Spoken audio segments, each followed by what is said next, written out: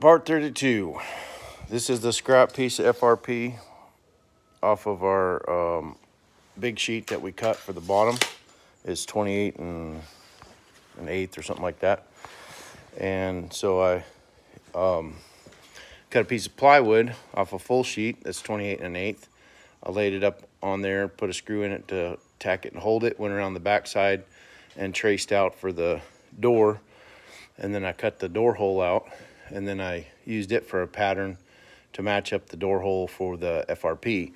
So then I'll show you the next little trick that I did.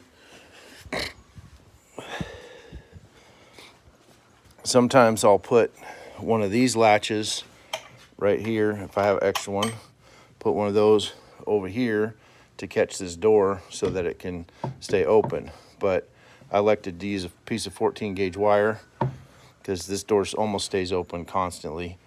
And so that holds that door open, keeps the wind from blowing it shut. And then if you want to lock the chicken coop up, then you actually have a secure latch there.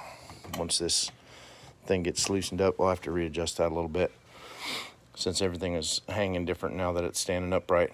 So I drilled 2 little holes, put the 14 gauge wire in there, left enough slack for it to come over that loop. And then on the inside, I marked the wire, how long it was going to be, and then pushed it back through, took my grinder and put a little groove here, and then pulled the wire back through to my mark, folded it over, and put some staples into that wire to hold it so it doesn't move. That way I got a nice flush surface on the inside here.